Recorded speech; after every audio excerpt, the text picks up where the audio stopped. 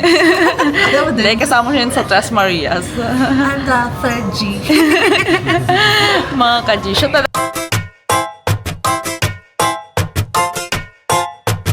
Happy Diwali! So, today is Happy Diwali. Happy Diwali. It's an Indian holiday celebration today. So, saan tayo pumunta, Mr.? Chinese garden. The new Chinese garden. So, una na po ang aming guide. Si Grace. Siya ang runner.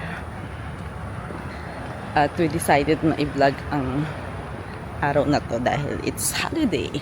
Wow! At bago ang Chinese garden dito sa Singapore. Charot.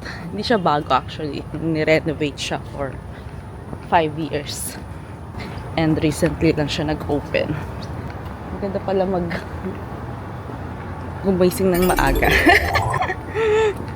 Kasi wala pang tao.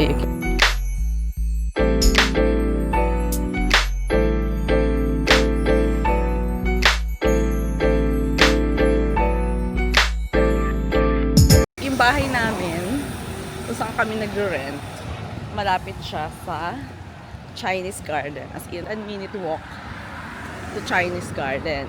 Ngayon, nung ni-restore ang Chinese garden, yan, tumapatawid na po kami. So, nung ni-restore yung Chinese garden, sobrang accessible sa aming place dahil nandyan lang yung aming condo. Somewhere there. Yan, dyan.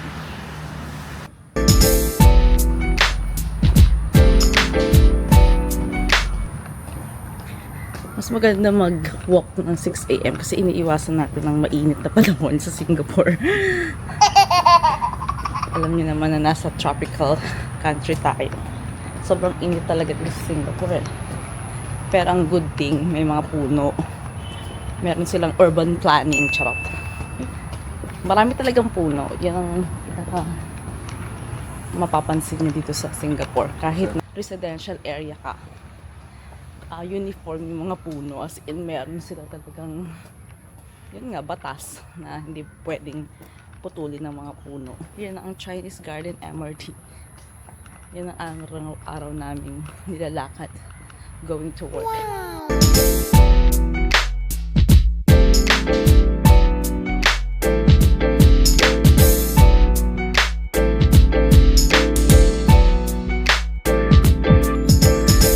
How to go to Chinese Garden. So dito lang tayo bababa sa Chinese Garden Station. So after nyo bumaba sa Chinese Garden, exit kayo sa exit B. So ayan, yun yung exit. And exit B. And then, yun na mismo. Doon lang kayo maglalakad. Nire-restore pa nila to at ginagagawin nilang New Science Center. Ayan. So marami pang kaganapan ang magaganap dito sa Chinese Garden. So dahil nga nire-restore pa nila yung ibang area, so naka-close pa yan.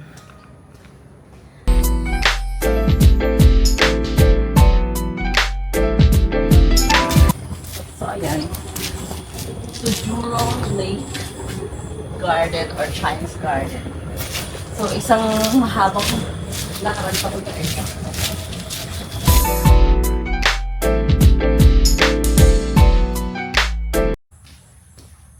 Walk lang ng walk.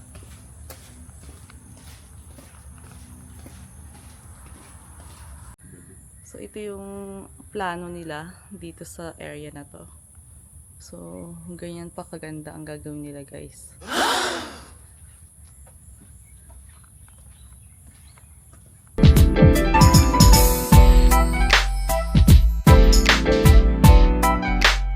Welcome to Chinese Garden again. Ayan. So this is the Jurong Lake Gardens, Chinese Garden. So isa siyang malaking Jurong Lake Gardens. Pero dinivide nila yan sa iba't ibang parte. May Chinese garden, may Japanese.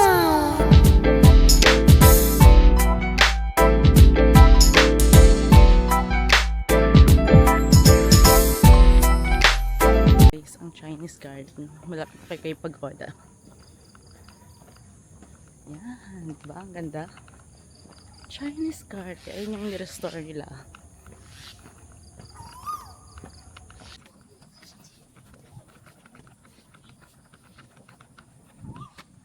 Ayun guys. Malaki-laki siya. So, meron siyang Chinese garden. At meron din siyang Japanese garden. At lakeside garden.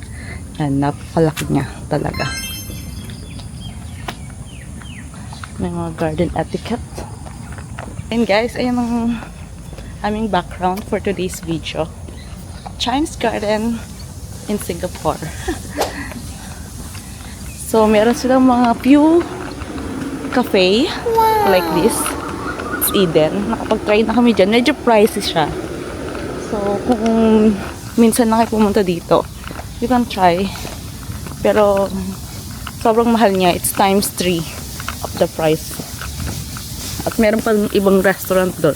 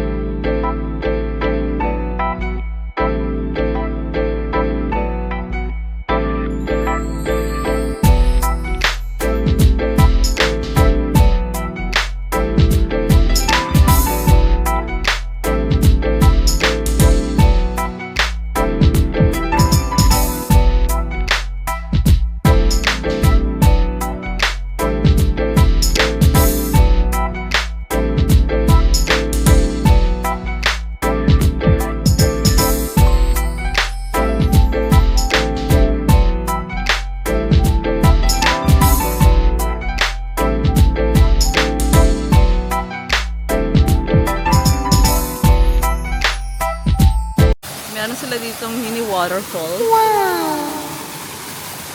Ayan. Oh ha, paka dyan.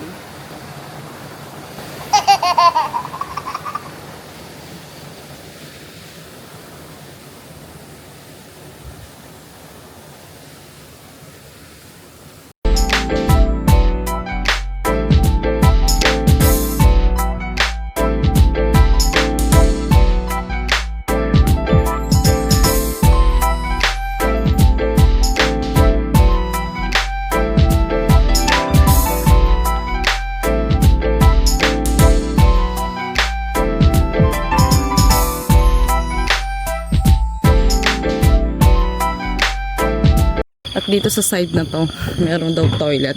Let's see kung toilet ba talaga to. Wow guys. This is just a toilet. Kala mo parang nasa hotel lang eh, no? Female. Tignan nga natin dito sa female.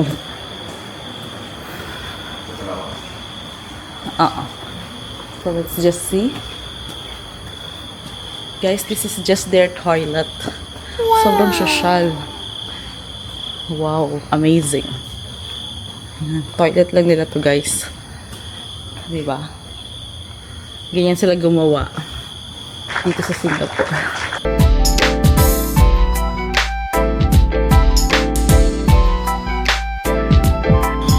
Sobrang ganda ng toilet. Kala mo hotel. Ito, parang function hall nila. Siguro kung may mga event, kasal, I guess this can be an event place. And here you go. Somebody's doing yoga. Oh my god. So this is their Japanese garden. Yan, kasample din siya mag-yoga ka nga. Stretching. May tagos ka kaya? Tagos kaya din. Yan. Meron bridge dun eh. Meron pa flower garden ba? Ay, may. At dito, pag gumagawa sila ng mga ganitong kagagandang mga park gardens, standard talaga na meron silang ganyan. Hindi ka maliligaw. So, galing tayo sa rest house, tea house. Dito may floral lake, tsaka water lily garden. I think we need to go there. So, ayan, meron silang parang mala China bridge doon.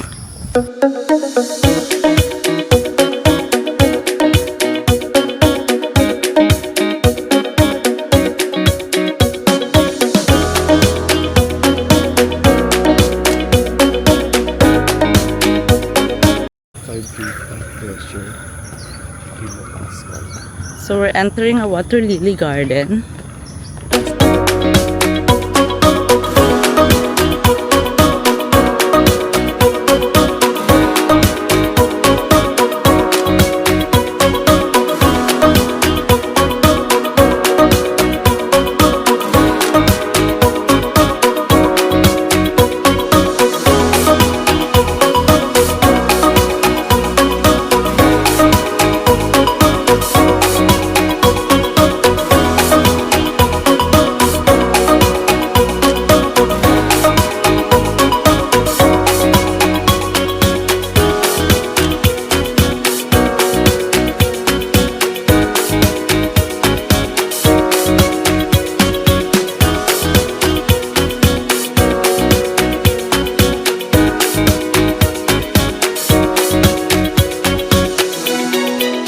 Hindi ka maliligaw kasi meron kang kung nasaan ka, you are here. So, nandito pala tayo sa dulo ng Japanese garden. Ito yung sa Japanese Garden Bridge, yung bridge kanina. Baka ito yung Japanese garden. Rest house Dao. 1. Tapos na tayo dito eh. So dito naman, sige, diretso lang tayo. Tapos paikot.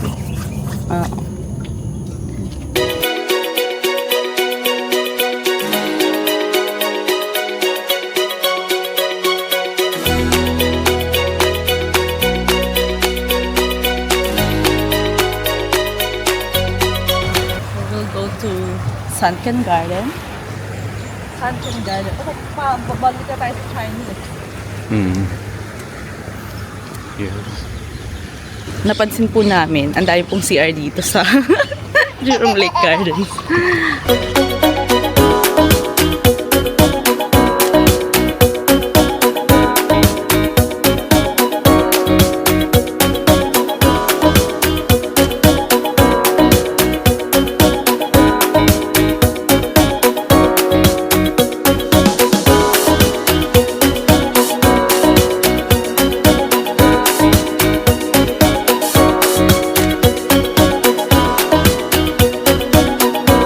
Taking rest first and checking how many steps we have.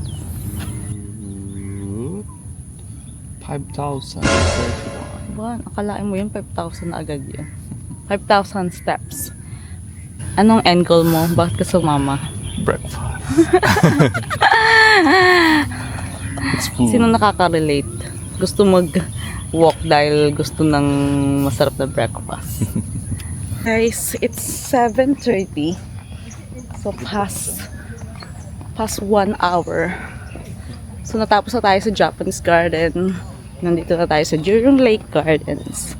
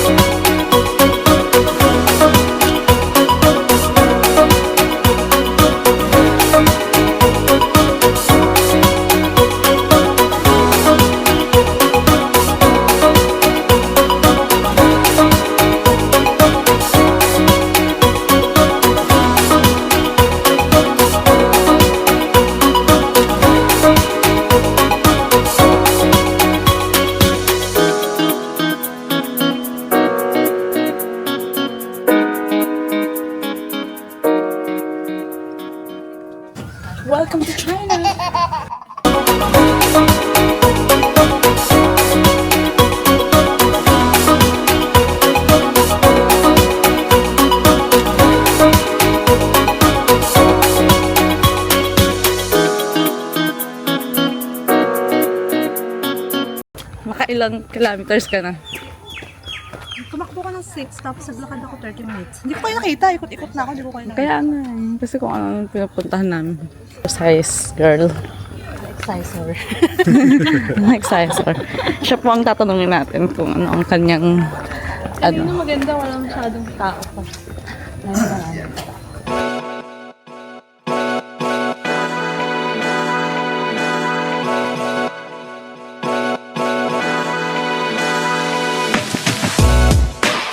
Ito para sa ating mundo. ang sabi ni daddy ang end goal niya is yung pagkain.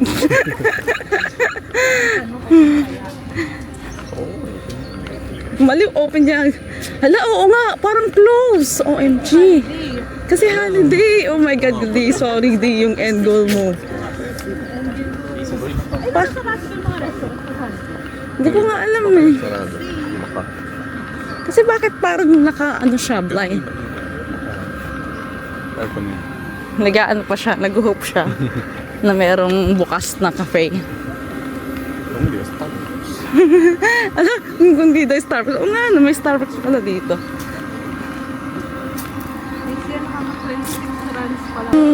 Tatanungin nyo kami ng the best cafe dito sa Jurong Lake Gardens. Kasi yung mura. Although, ano, hindi, mahal siya, pero times 2 yung mahal. The other cafes dun sa Chinese Garden and Japanese, times 3 ang mahal. With the ambience kasi. Pero ito, maganda rin yung ambience nito.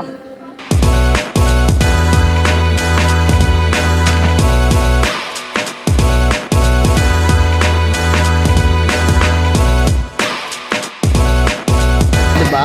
Pak ang ambience niyan. Aircon pa to, guys.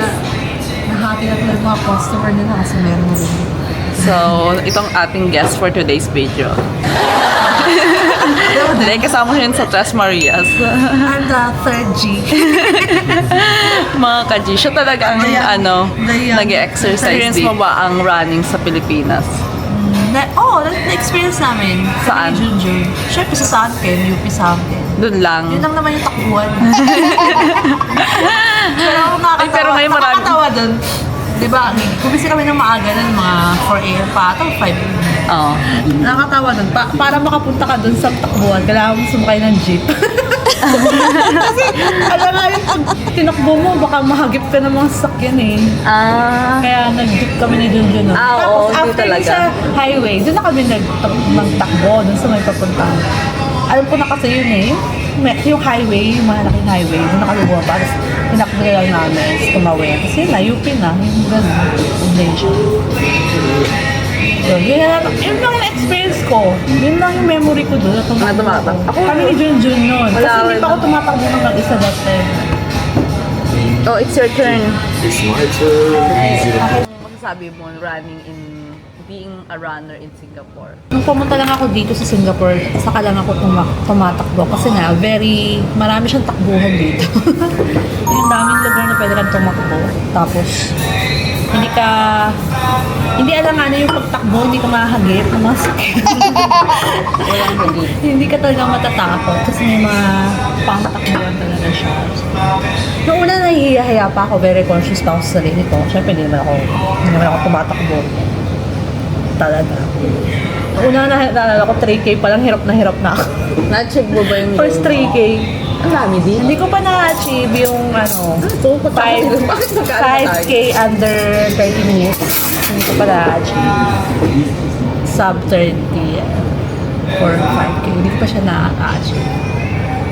Pinaka-close yung 31 minutes. Pero okay na yun. Yung pagtakbo naman, yung kailangan ko mabilis. Tapos tumatakbo ka ako. At least tumatakbo. Oo, hindi natutunan ko na hindi naman kailangan bilisan. Don't be Kasi hard wala ka namang hinahabol. for yourself. Di ba sabi nga ng Bini, buhay ay di karera. So chill lang. Takbo lang ng pang magandahan, takbo lang.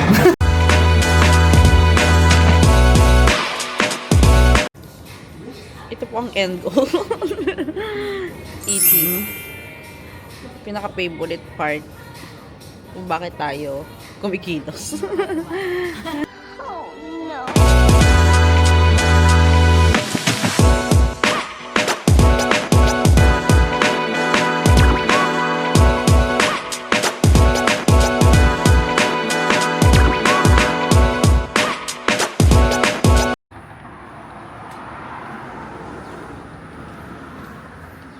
Pabalik na po kami sa aming bahay. It's 9:15. So mga 45 minutes kaming nag-breakfast. Chill mode.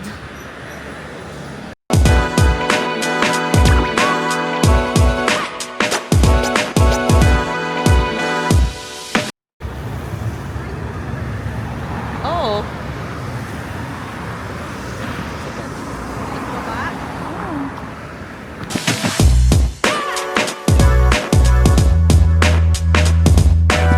So, yan po ang nilakad natin for today's venture. Hindi umulan po siya. Buti na lang, sakto lang na nakauwi na kami.